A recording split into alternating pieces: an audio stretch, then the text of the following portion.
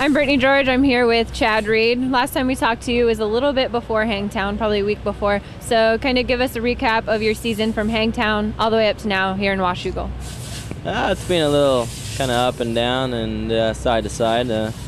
Been working on a few things, and I got hurt in Unadilla, and since then I just been kind of taking it easy. I don't want to make things worse, and right now just kind of being on the podium, solid guy on the podium, and I have a pretty good points for second, and I'm actually quite a ways behind Ricky, so that kind of sucks. But right now just working on my game a little. You do have a kind of nice spot there in second, a secure spot, but how have you been feeling out on the bike, and what is your, I guess you say, training regimen? You've been at home down in Florida, so what have you been doing to prepare for races? Just trying to work on some things, for now, in the present, and then for the future, and just kind of using a lot of stuff for for next year and beyond, and I kind of changed up my program quite a lot, and just trying to work on that, trying to be better. A lot of people have been also talking about last weekend and this weekend missing you from the practices. Any certain reason or why you haven't been able to make it out on the track? They miss me, huh? No, I just, from my knee in Unadilla, and tore my MCL on my left knee, and basically it's kind of like a 3 to 4 week thing that I have to be real careful, and so I just come to the races basically and show up and do what I got to do on race day, and we're in the U.S. and year after year you race at the same track, so kind of gets old and boring coming to these races anyway, so it's kind of nice just to show up on Saturday and deal with the practice and go race, and I may continue to do it even after my legs get. You have a lot of fans and a lot of riders look up to you. Do you have any advice, I guess, for the up-and-comers or the younger guys that look up to you and Carmichael and, Stewart? I guess just as a kid, I always looked up to Jeremy and just always looked at him. I picked him apart as a kid.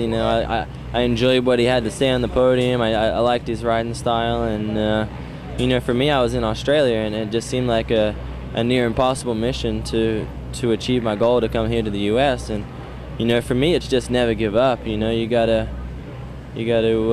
just be strong. You gotta have a lot of self-belief and go after your goals. And man, motocross has given me a life and career, and I've had a lot of fun with it. So people that want to achieve their goals, just put their head down and go after it.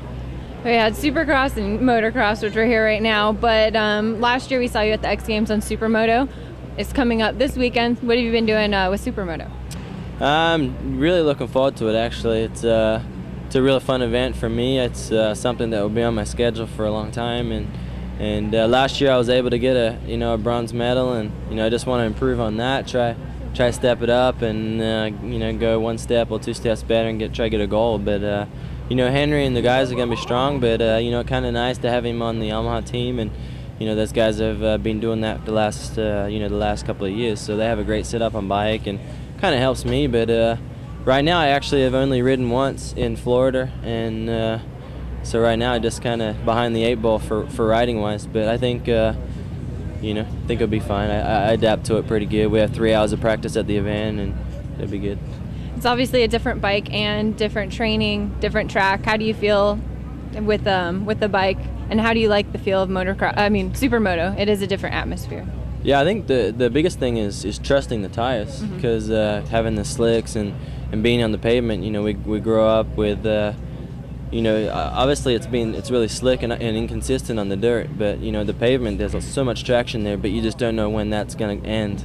And I think the fear of crashing on the pavement is a little high too. So last year I actually had a it was a kind of a small crash, but it happened so fast on the pavement that it just was kind of like, whoa, and I'm not so scared to crash on the pavement now. You put that big old leather suit on, you feel pretty invincible. So for me, I want to get up there. I think year after year I learned to trust the tire, and I'm not afraid to crash on the pavement. So I don't know if that's a good thing or a stupid thing, but I'm kind of looking forward to this year.